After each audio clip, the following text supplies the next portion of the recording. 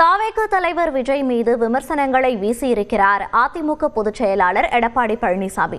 கரூருக்கு விஜய் திட்டமிடாமல் சென்றதால்தான் 41 பேர் உயிரிழந்ததாகவும் அவர் குற்றம் சாட்டியிருக்கிறார். இந்த ஊழல்வாத அடிமை சக்தி கிட்ட இருந்தோம். சிறந்த நடிகர், அது எந்த மாற்று கருத்தும் கிடையாது. திட்டமிடாம போன காரணத்தால தான் 41 உயிர்கள் நம்ம பலி கொடுத்தோம். அரசியல் எதிரி திமுக, கொள்கை எதிரி பாஜக. திமுகவுக்கும் தாவேகாவுக்கும் இடையே மட்டும்தான் போட்டி என தொடர்ந்து முடங்கி வந்த தாவேகா தலைவர் விஜய் அண்மையில் மாமல்லபுரம் கூட்டத்தில் அதிமுகவை மறைமுகமாக விமர்சித்தார். ஏன்னா இப்ப அரசியல் இருக்கிறவங்க அண்ணாவை மறந்துட்டாங்க. அண்ணா ஆரம்பிச்ச கட்சியும் அண்ணாவை மறந்து சுயநலமா மாதிரி பல வருஷம் ஆச்சு. அண்ணா பேர்ல இருக்கிற கட்சியும் அவரை மறந்து பல வருஷம் ஆச்சு. ஆனா நாம அவரை மறந்துடக்கூடாது. அதனால இந்த எலெக்ஷன் ரிசல்ட்டுக்கு அப்புறம் இந்த தீய சக்தி கிட்ட இருந்தோம், இந்த ஊழல்வாத அடிமை சக்தி கிட்ட இருந்தோம் தமிழ்நாட்டை மீட்டுட்டோம்னு உறுதி அறிவிப்போம். அதுல எந்த மாற்று கருத்தும் கிடையாது.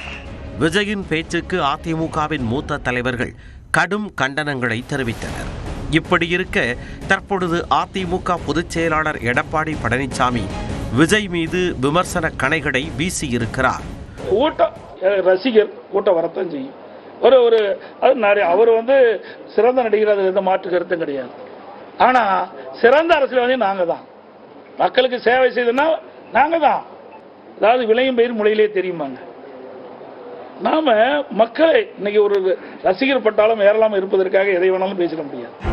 கொரோனா காலத்தில் தான் 32 மாவட்டங்களுக்கு நேரடியாக சென்றதாகவும் விஜய் வீட்டை விட்டு வெளியே வந்திருப்பாரா எனவும் கேள்விகளை அடுக்கினார் எடப்பாடி பழனிசாமி. அரசாங்கம் வந்தா எப்படி செயல்பட என்பதை பார்க்கணும். கொரோனா காலம் இருந்ததுங்க. கொரோனா காலம் இருந்தா இவ்வளவு வீட்டு விட்டு வெளியே வருவாங்க. நான் 32 மாவட்டத்துக்கு நேரடியாக போனேன். எதற்காக சொல்ல, யாரையும் நான் குறைச்சி மதிப்பிடல. இது அரசாங்கங்க. அரசாங்கத்தில் அனுபவம் தேவை. அனுபவம் செய்யவே முடியாது. பெரிய கஷ்டங்க. இந்த ஆட்சி எழுத்து கூட பேச முடியல. அது வரைக்கும் திரைப்படத்தில் நடிச்சுட்டு தான் இருந்தாரு. இப்பதான் வெளியில் வந்திருக்கிறாரு.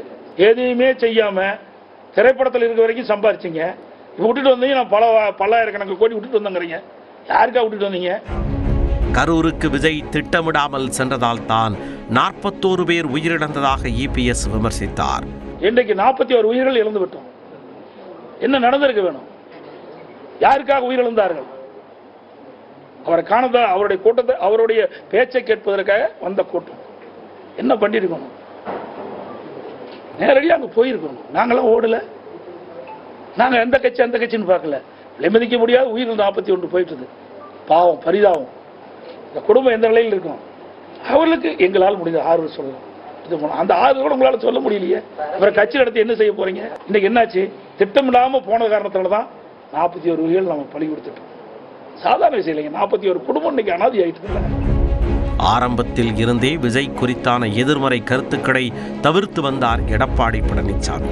இந்நிலையில் விஜயை இபிஎஸ் விமர்சனங்களால் விடாசு இருப்பது தேர்தல் களத்தில் கவனத்தை பெற்றிருக்கிறது.